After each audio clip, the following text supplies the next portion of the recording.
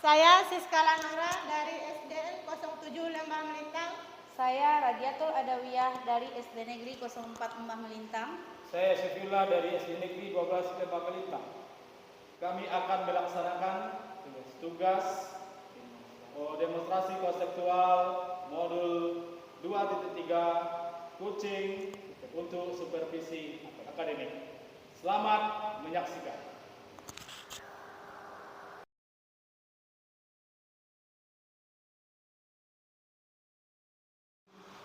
Assalamualaikum Pak Samri. Waalaikumsalam Bu Siska. Gimana kabarnya Bapak hari ini? Alhamdulillah sehat Bu.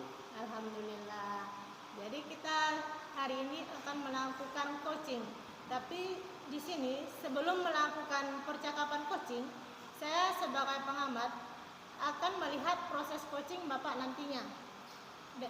Namun sebelum Bapak memulai percakapan, ada beberapa hal yang perlu saya sampaikan terkait rubrik penilaian dalam proses observasi ini, agar Bapak tahu nantinya seperti apa penilaian dalam observasi saya.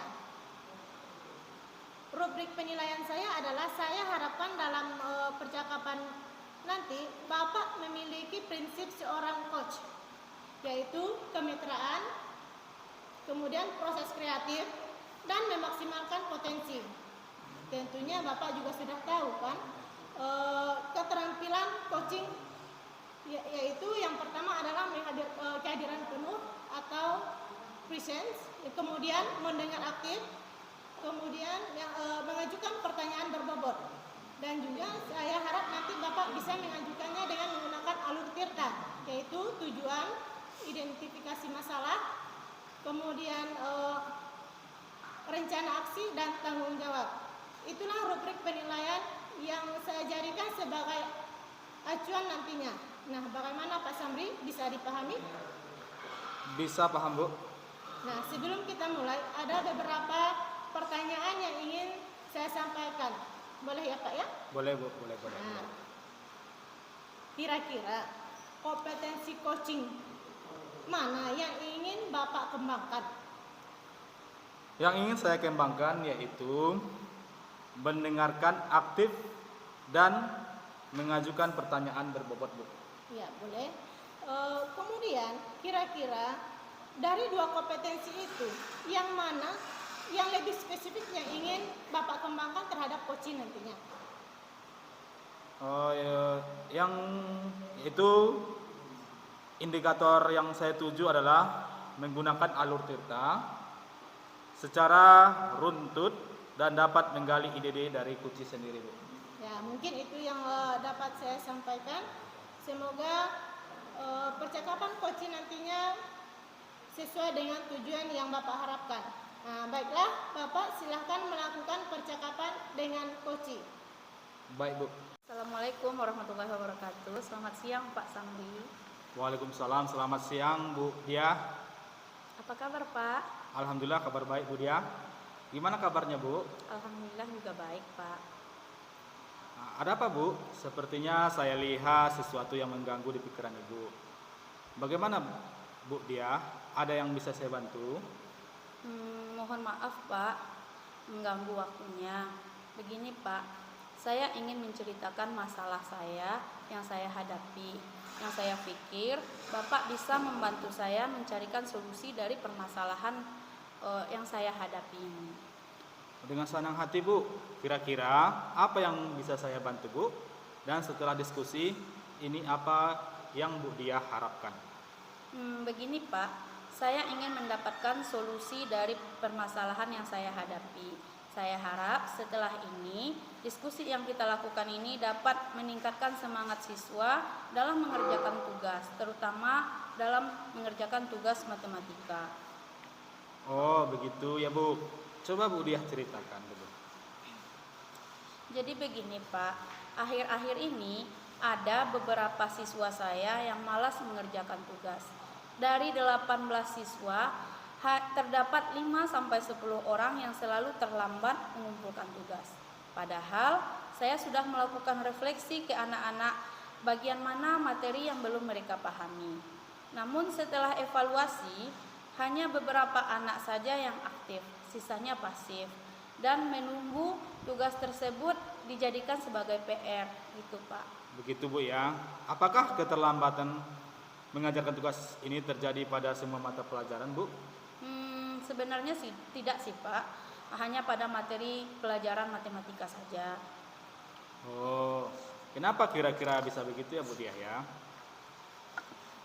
Pada pelajaran matematika di kelas saya, anak-anak itu saya perhatikan kurang antusias Pak, sehingga anak-anak banyak yang pasif dan bahkan ada yang bermain dengan sendirinya. Kalau boleh tahu, bagaimana cara Bu Diah mengajar mata pelajaran matematika? Pada waktu itu saya suruh mereka membuka buku pelajaran Pak. Kemudian saya menjelaskan di depan kelas. Lalu saya ajak anak-anak untuk bertanya jawab. Iya. Jadi seperti itulah Pak kegiatan saya. Iya Bu. Jadi bagaimana respon anak-anak terhadap pembelajaran yang Ibu terapkan tersebut? Ada 1-2 orang anak yang responnya aktif sih Pak. Selebihnya sebagian lagi pasif dan tidak bersemangat. Jadi seperti itu Pak ya. Permasalahannya anak-anak tidak aktif dalam pembelajaran sehingga banyak yang terlambat mengumpulkan tugas. Nah, sekarang Bu Diah kan sudah tahu akar permasalahannya. Lalu, apa yang akan Ibu Diah lakukan? Selama ini saya sudah sering mengingatkan mereka ketika di rumah melalui grup WA, saya ingatkan mereka untuk mengerjakan tugas Pak. Namun hasilnya masih tetap sama Pak. Iya. Sudah diingatkan ya, namun hasilnya masih tetap sama. Tapi Bu Diah sudah bercerita pada waktu pembelajaran. Bu Diah menggunakan metode tanya jawab dan hanya beberapa siswa yang aktif. Mungkin Bu Diah ingin merubah metode yang sesuai dengan kemampuan anak dan dalam menyerapi materi tersebut. Oh iya ya Pak, kenapa tidak saya coba menerapkan metode yang menarik dengan menggunakan media pembelajaran ya Pak ya?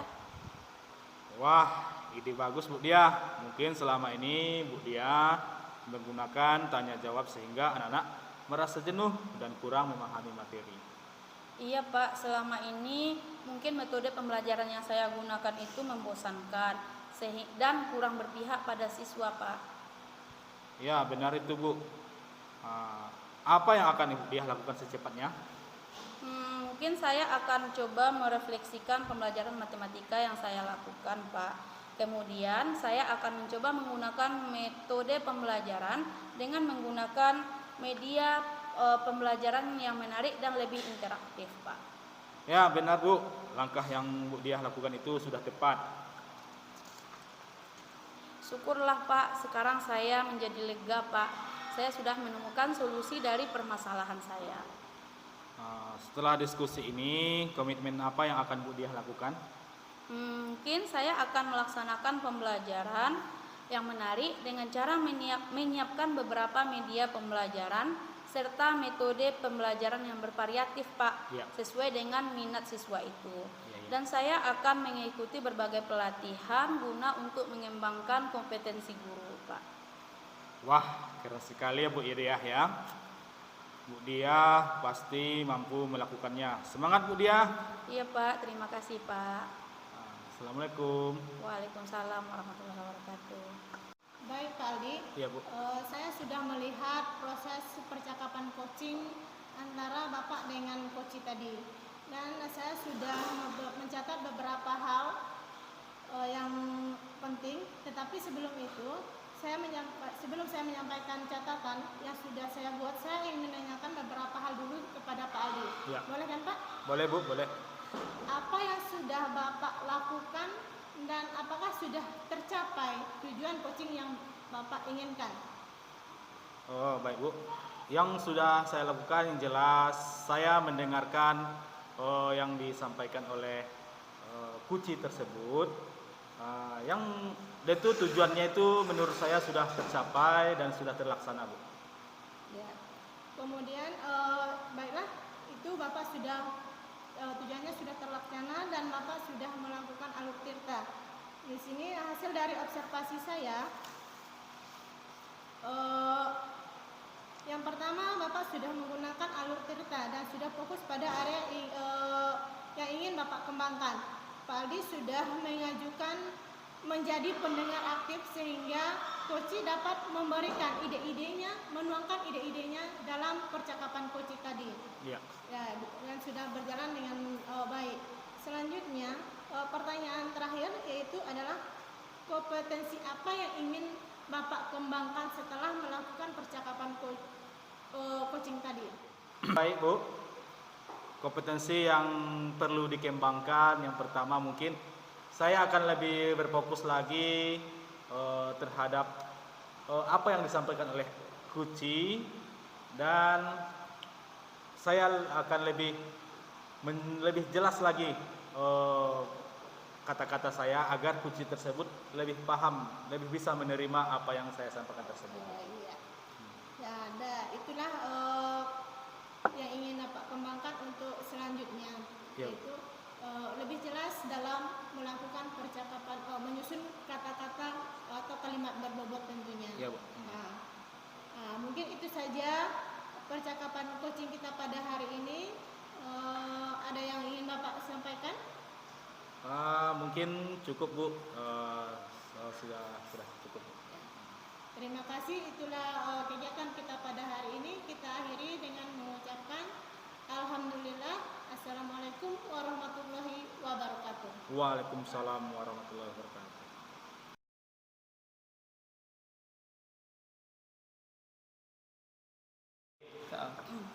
Assalamualaikum Bu Dia. Waalaikumsalam Pak. Gimana kabarnya Bu Dia? Alhamdulillah sehat Pak. Eh, Sebelum kita memulai proses coaching ini, saya di sini sebagai pengamat. Saya akan melihat proses coaching Ibu dengan coaching nanti. Namun sebelum Ibu memulai percakapannya, dan ada beberapa hal yang ingin saya sampaikan terkait rubrik penilaian dalam observasi saya. Nanti rubrik penilaian saya adalah saya harapkan dalam percakapan ini memiliki prinsip, yaitu seorang coach itu kemitraan, kemudian proses kreatif dan maksimal potensinya. Tentunya Ibu sudah juga harus memiliki keterampilan dalam coaching, yaitu proses kehadiran penuh, mendengarkan aktif, kemudian mengajukan pertanyaan yang berbobot. Dan juga saya berharap dalam proses percakapan Ibu sudah menerapkan alur tirta. Kemudian di dalam alur tirta ini ada tujuannya, ada identifikasi, rencana aksi, dan juga tanggung jawab. Itu rubrik penilaian yang saya jadikan sebagai acuan nantinya Bu. Nah, bagaimana Ibu bisa dipahami Bu? Bisa Pak, siap Pak, bisa dipahami. Nah, sebelum kita mulai, ada beberapa pertanyaan yang ingin saya sampaikan. Boleh ya Bu ya? Boleh Pak, silakan Pak. Kira-kira kompetensi coaching mana yang ingin Ibu kembangkan? Yang ingin saya kembangkan yaitu mendengarkan aktif dan mengajukan pertanyaan berbobot Pak. Dari dua kompetensi ini, kira-kira kompetensi mana yang spesifik yang Ibu kembangkan? Saya rasa yaitu mendengarkan aktif Pak. Karena menjadi pendengar aktif, saya dapat menggali potensi-potensi yang ada pada coach dan dapat mencari solusi yang dia temui. Oke, dengan mendengar aktif kita bisa menggali potensi dari coach kita.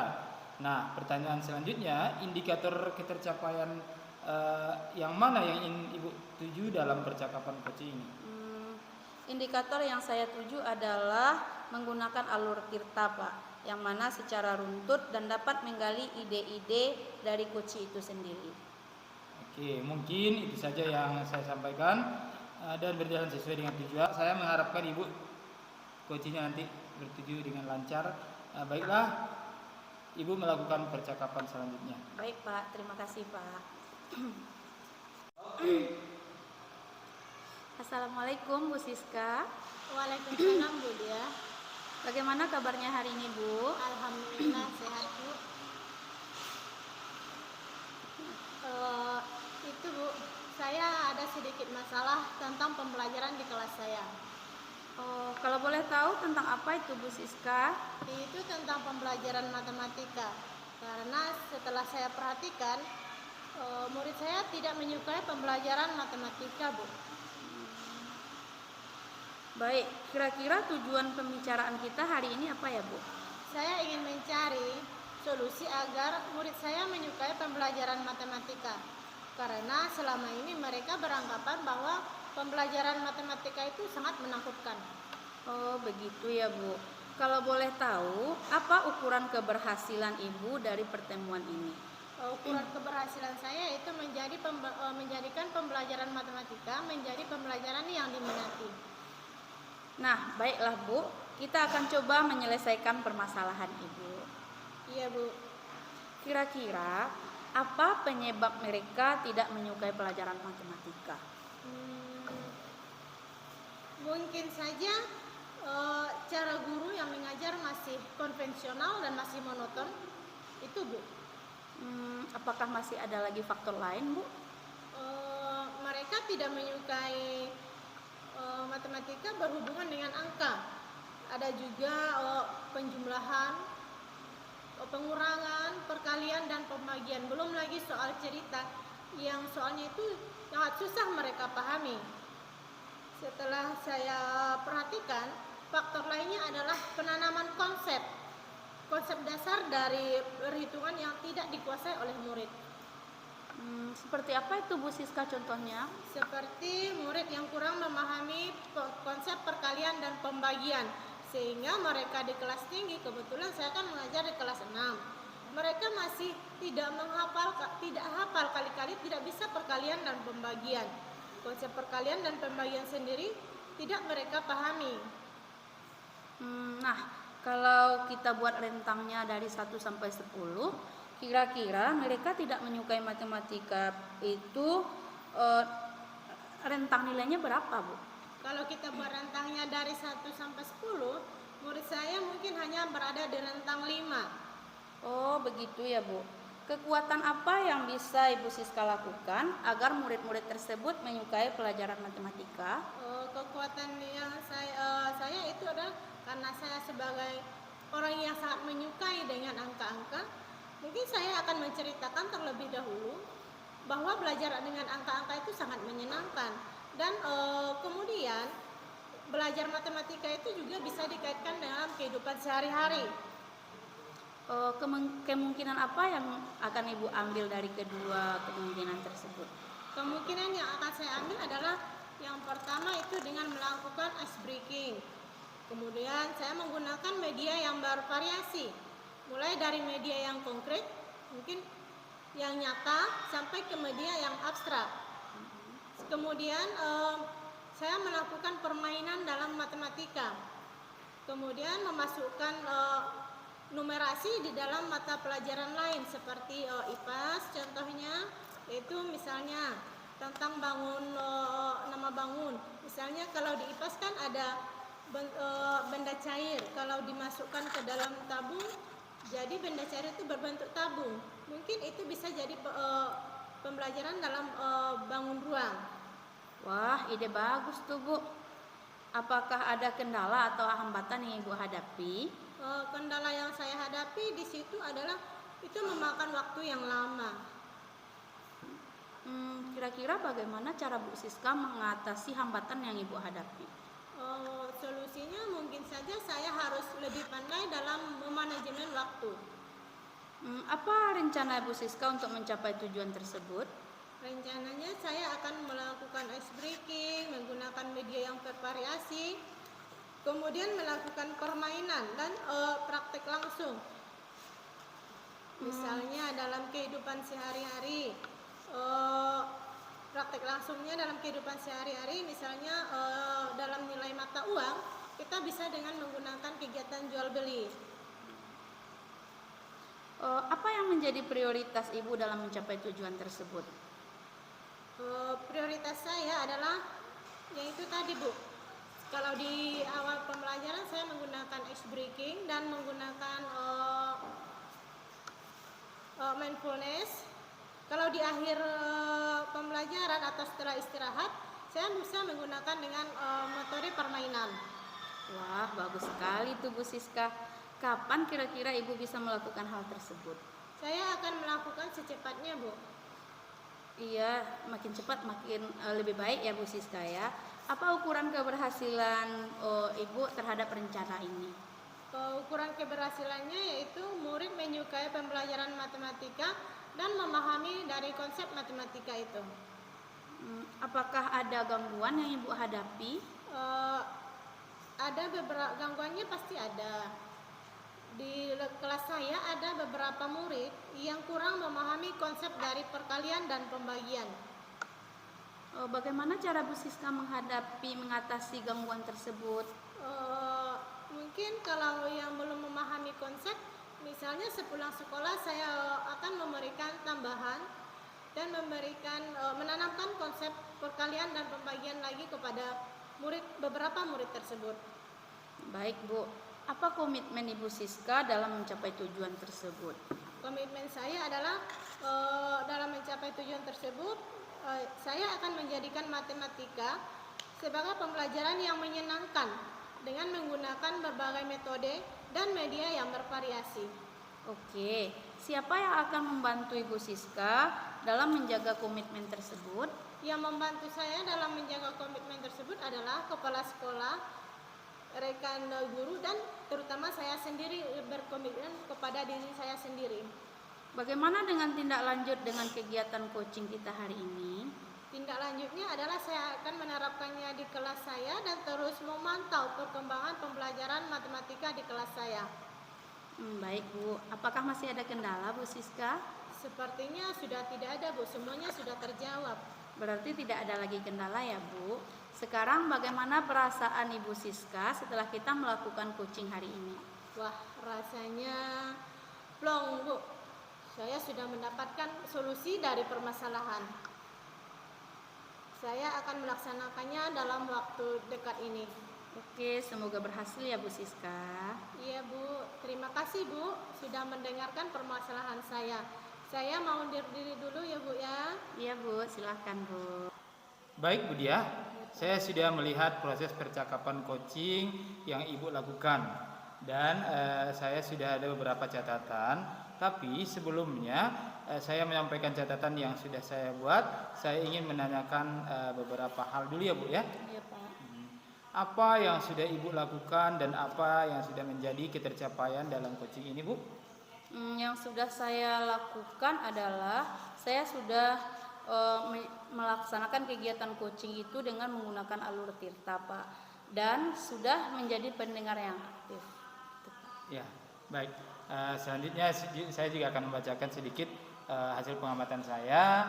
Betul kata Ibu tadi, saya sudah mengamati Bu Dia sudah menggunakan alur Tirta dan juga fokus pada tujuan yang ingin dikembangkan. Kemudian Bu Diah juga di sini sudah menjadi pendengar aktif sehingga coach dapat mengembangkan ide-idenya. Itu penglihatan saya, Bu. Iya, Pak. Baik, selanjutnya pertanyaan berikutnya, kompetensi apa yang ingin dikembangkan berdasarkan hasil yang melakukan coaching yang barusan Ibu lakukan? Baiklah Pak, adapun kompetensi yang akan saya kembangkan terkait pelaksanaan coaching tadi adalah kemampuan memberikan pertanyaan berbobot agar saya dapat menggali dan memahami ide apa yang ingin disampaikan oleh coach. Kemudian saya juga ingin mengembangkan kehadiran secara penuh gitu Pak, agar pelaksanaan coaching itu dapat berjalan secara lancar. Kira-kira seperti itu Pak. Ya, luar biasa sekali. Terima kasih Bu Dia. Terima kasih Pak.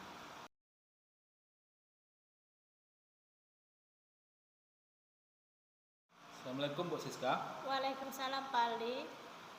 Gimana kabarnya Bu? Alhamdulillah sehat, Pak. Ya. Sebelum kita mulai proses coaching ini, saya di sini sebagai pengamat yang akan melihat proses coaching Ibu dengan si coach nanti ya. Namun sebelum Ibu memulai percakapan, ada beberapa hal yang perlu saya sampaikan terkait rubrik penilaian dalam observasi saya nanti. Agar Ibu harus juga tahu, nanti rubrik penilaian saya adalah, saya harapkan dalam percakapan Ibu harus memiliki prinsip seorang coaching, yaitu kemitraan, proses kreatif dan memaksimalkan potensi. Tentunya ibu sudah juga harus memiliki keterampilan dalam coaching, yaitu presence atau kehadiran umum. Mendengarkan aktif dan mengajukan pertanyaan berbobot. Dan juga saya berharap dalam proses percakapan ibu sudah menerapkan alur tirta, yaitu tujuan, Iya. identifikasi, rencana aksi, dan tanggung jawab. Itu rubrik penilaian yang saya jadikan sebagai acuan nanti. Nah, bagaimana Bu? Bisa dipahami? Bisa Pak, saya paham. Nah, sebelum kita mulai, ada beberapa pertanyaan yang ingin saya sampaikan, boleh ya? Boleh Pak, silakan Pak. Kira-kira kompetensi coaching mana yang ingin Ibu kembangkan?